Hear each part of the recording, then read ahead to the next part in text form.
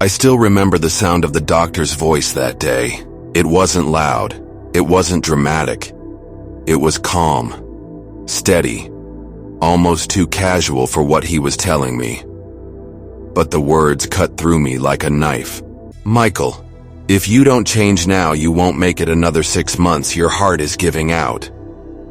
I was sitting on the edge of that stiff examination table at St. Luke's Hospital in Kansas City, Missouri. My legs dangled off the side, my hospital gown too tight around my chest, sweat dripping from my forehead, and not because it was hot. I weighed 386 pounds, I was 42 years old, and my body was shutting down. I laughed nervously at first, trying to hide the fear rising in my chest. "Come on, Doc. 6 months? That's dramatic, right?" He didn't smile. He didn't blink. He just slid the papers across to me. My blood pressure, my cholesterol, my blood sugar levels. All numbers written in angry red ink. In that moment, something inside me broke. Not in a bad way, in a necessary way. Like an old rotten door finally snapping off its hinges, leaving space for a new one to be built. And sitting there with the reality of death inches from my face, I told myself, if I can control my mind, truly control it, then my weight loss is only a matter of time. Backstory and struggle. My name is Michael Carter. I was born in 1980 in Springfield, Missouri, and by the time I hit my 40s, I was living alone in Kansas City, working as a logistics manager for a trucking company. On the outside, I cracked jokes, kept things light, but inside I was crumbling. I had been heavy my whole life. Big kid in elementary school, teased in middle school, husky jeans in high school. By my 20s, fast food and late-night pizzas became my normal diet. By my 30s, I was living on drive-through meals, energy drinks, and barely moving outside of work. Breakfast. Usually 2 sausage biscuits, hash browns, and a large Coke. Lunch, burger, fries, and other soda. Dinner, fried chicken or pizza, washed down with beer. Snacks in between. And always something sweet before bed. I avoided mirrors like they carried poison. I hated photographs. Anytime someone pulled out a camera, I'd slip to the back or make a joke to distract attention. Dating? Forget it. I hadn't been in a serious relationship in almost a decade. I told myself I was too busy. But the truth was, I didn't believe anyone could look at me and feel attraction. Health problems stacked up year after year. My knees ached. My back hurt constantly. I snored so loud my neighbors in the next apartment once banged on the wall. My doctor warned me about high blood pressure as early as 35, but I laughed it off. But the loneliness, that's what really ate me alive. Watching friends get married, have kids, post smiling vacation photos while I sat on the couch with a family-sized bag of chips. I felt invisible in public. Except for those moments when I felt too visible. The stares, the smirks, the judgment. I was alive, but I wasn't living. The breaking point came that January afternoon in 2022, in that cold hospital room. The reason I'd gone to the doctor in the first place was embarrassing enough. I had gotten winded, not just winded, but dizzy, heart racing, chest tightness winded, after climbing a single flight of stairs to my office. My boss had found me leaning against the railing, gasping like a fish out of water. He forced me to call my doctor. When the test results came back, it wasn't just a little high blood pressure. It was stage 2 hypertension, prediabetes, and early signs of congestive heart failure. The doctor leaned forward, resting his hands on the desk. "Michael, I don't say this to scare you. I say this because you still have a chance, but you have to start now. Not next year, not next month, now." That night, I sat alone in my apartment. The lights were off, TV flickering in the background, half-eaten pizza still in the box. I stared at it, the grease soaking into the cardboard, and I thought, this is killing me. I thought about my parents, both gone too soon. My dad died of a heart attack at 56. My mom lost her fight with type 2 diabetes complications at 61. Was that going to be me? Another Carter buried too young because of food and neglect. And then the shame hit me. Not just fear of death, but regret over life. Regret over all the things I'd missed because of my weight. The vacations I said no to. The dates I never asked for. The weddings where I sat in the back, sweating through my suit. The friends I'd slowly stopped seeing because I didn't want them to see me. At around 2 a.m., I stood in the bathroom and looked in the mirror for the first time in months. My face was round, swollen, unrecognizable. My eyes were tired, almost lifeless, and I whispered out loud, "This ends now." It wasn't a movie moment. No music swelled, no one clapped. It was just me whispering to my reflection. But deep down, I knew it was different this time. I made a promise to myself. This time I wouldn't quit. This time I wouldn't try. I would change. And I wrote down 3 words on a sticky note and stuck it to my mirror. 6 months left. That was the fire I needed. The first week was hell. I cleaned out my fridge, threw away bags of chips, cartons of ice cream, frozen pizzas. My trash can looked like I was moving out. Breakfast went from biscuits and Coke to scrambled eggs and water.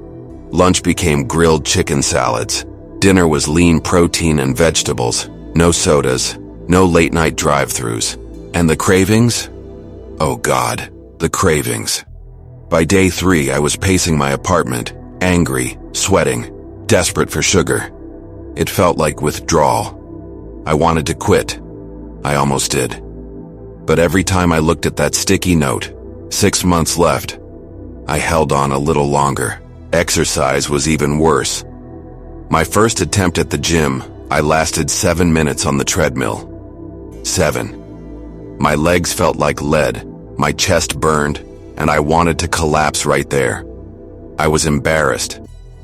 Everyone else looked so fit, moving with ease, while I looked like a man seconds away from a heart attack.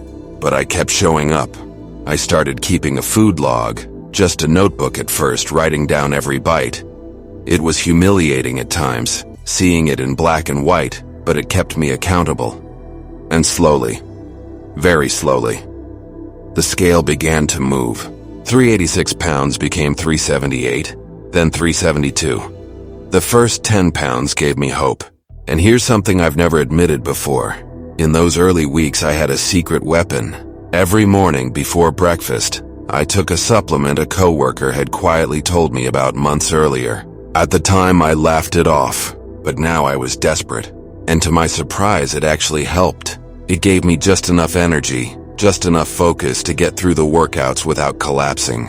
I didn't tell anyone. It was my little secret. By the 3rd month, something shifted.